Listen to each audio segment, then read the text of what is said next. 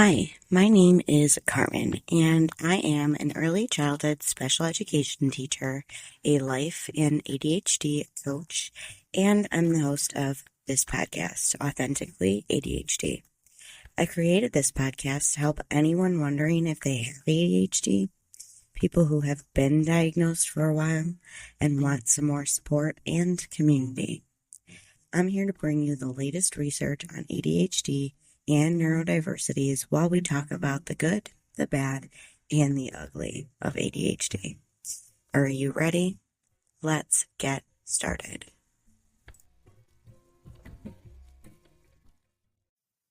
Hey there, my friend, and welcome back to the podcast. How are you? I am in the midst of going back to teacher life. How about you? It's been a little rocky for me, but I've built in some pretty great supports. Today's topic is a stigma breaking kind of topic because I just hear way too much of everyone has little ADHD or it's just ADHD.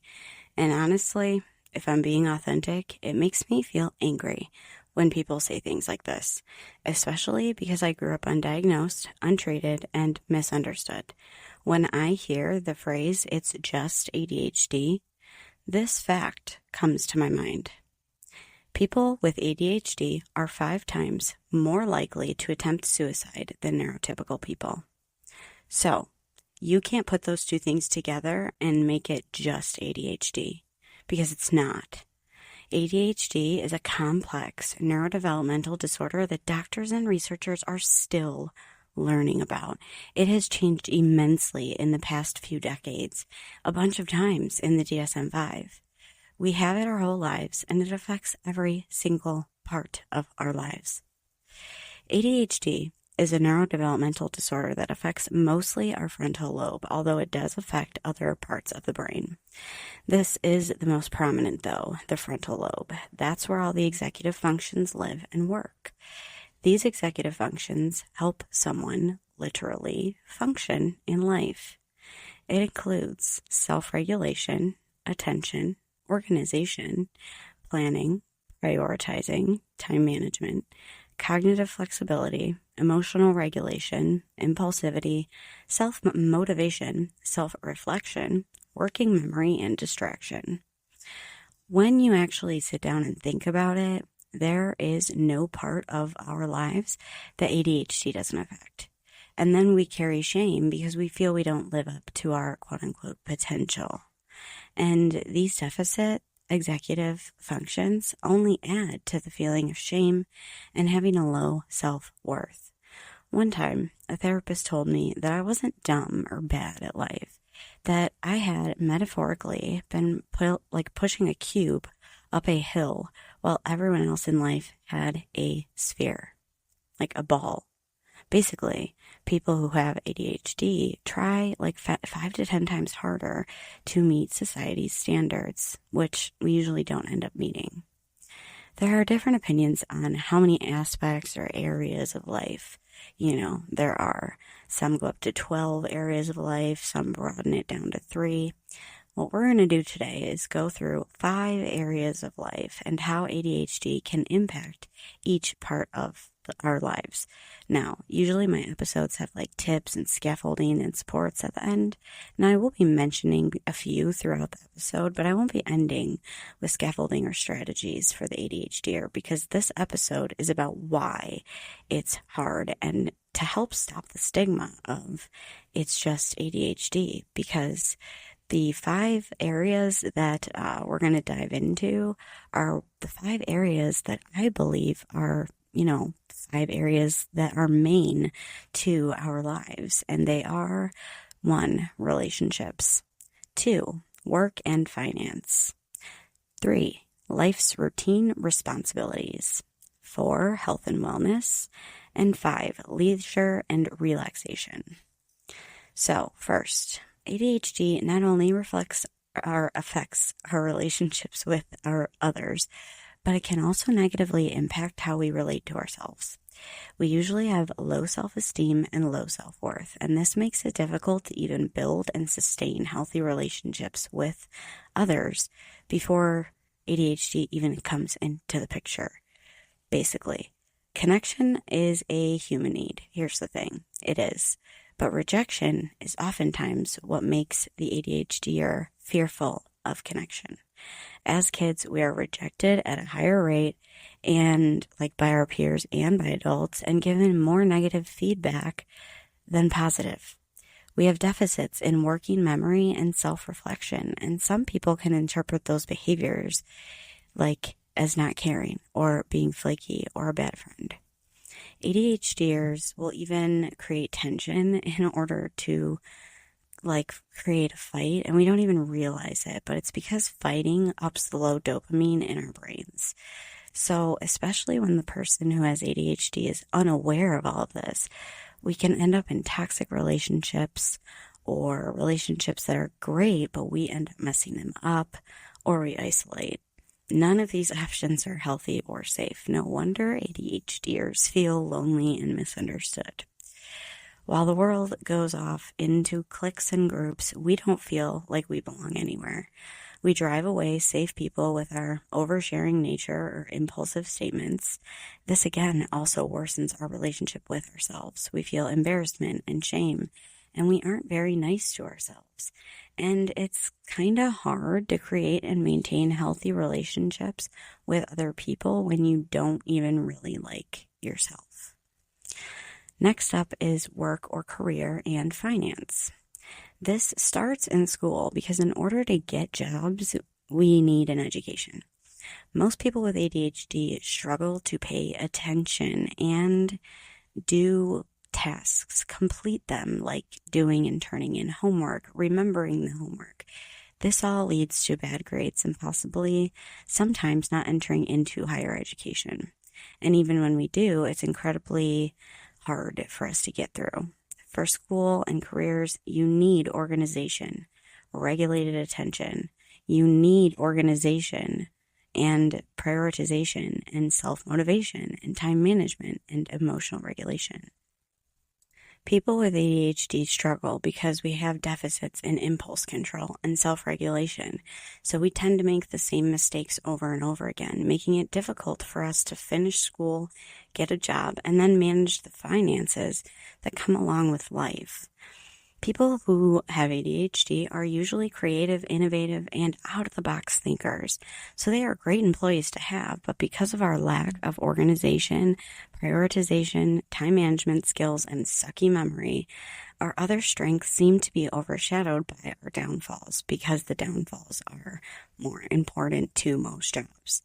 A great idea isn't anything until, if it's not executed, and we struggle with all the responsibilities that come with being an adult. The finances are just one part of it. We have to figure out how to manage paying for a car, a house, insurance for both of those and yourself, and then add in all the other bills, all due at different times. And meanwhile, people with ADHD are chronic under-earners. So a lot of times, paired with impulsivity, we spend more money than we have. So that creates a whole nother big old pot of problems. Then there are the more daily, weekly, yearly kind of routine responsibilities of life that we need to learn to do and remember to do, like yard care, washing machines, dishwashers, being responsible for keeping a house clean, for maintaining the upkeep of the house and items in the house that break, wear down, and can cause fires or floods. And then add in the impulsive behaviors that ADHDers have. Research shows that we drive at a higher rate of speed. We get in more accidents and are at fault in more of those accidents. We forget to renew licenses and plates or forget about air duct cleaning and oil changes. The list could go on for days, but this all also costs extra money. Even just a simple speeding ticket that you forget to pay the fee of, all of a sudden you're in you're in court because they've brought you to court. I'll give you an example from my real life. Forget to pay the Target card off, and they served me with papers, and I had to go in to court to pay off the card because I forgot about it. Not because I didn't want to pay it. I literally forgot it. It's like even the most simple things, like remembering to shut lights off or blow candles out. It can be simple, like an up in the electricity bill, but the consequences can also be costly, like a fire. So now we move to the fourth area, which is health and wellness. ADHDers don't have a lot of motivation to stay healthy necessarily. We hate making appointments and usually forget about yearly eye and dental visits, which can add up in cost if you go and now have to pay for cavities or root canals because you haven't gone for so long. We have to pay for the treatment of our ADHD, whether that's therapy, medication, visits with a prescriber, etc. We don't have a ton of motivation to work out either. Even though movement is one of the top natural treatments for ADHD, we find it boring and repetitive. And although we do feel better afterwards, a lot of people with ADHD often avoid the working out kind of part of life. We also have sensitivities with foods. We have specific preferences. We could just be downright picky with what we eat. We are also at a higher rate of struggling with other mental conditions, such as ODD, OCD, anxiety, depression, dyslexia, and others. We are at a higher rate of forming substance use disorder, especially if your ADHD wasn't treated before age 12. We forget to do things that are good for us, which, when built up, can cause terrible outcomes. Job loss and change are at a higher rate for us, and so is just completely dropping out of high school or college. And none of that is good for our mental health or our physical health. We don't keep up with doctor's appointments. We don't keep up with connection. It just isn't healthy. The fifth and final area we're going to look at is rest and fun, or leisure. ADHDers, we have a hard time resting because we grow up thinking that productivity equals worth. And whether you feel like you think you have hyperactivity or not, you do in some way. Being able to relax, not being able to relax or sleep is an indicator of that.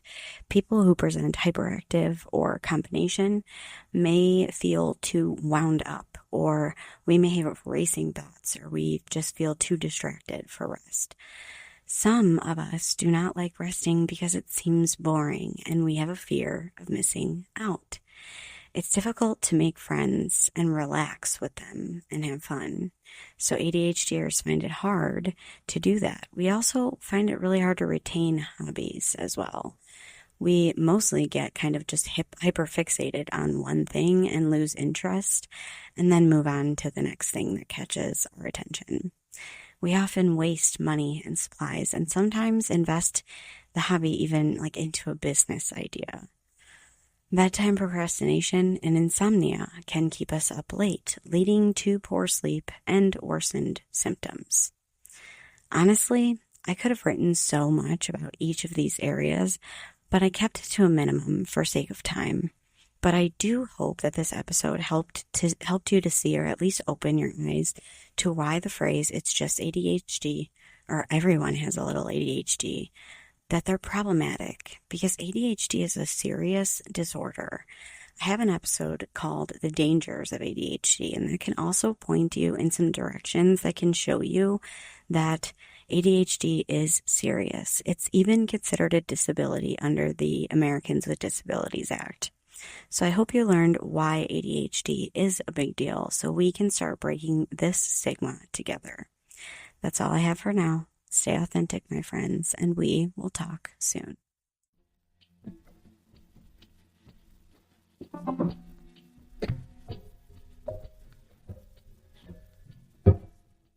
Speaking of extra supports, I just wanted to tell you all that I've updated my Patreon page to include all of the resources that I've really ever made to be held in one place.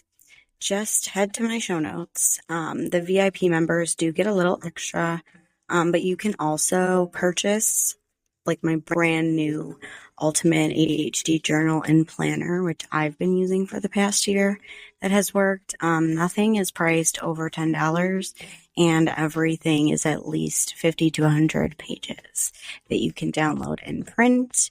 You can get it binded and sent to you, or you can just read it off your screen and use notebook paper. So if you want or need any type of that kind of extra support, just head to my show notes and click the Patreon link to join. I hope to see you in there.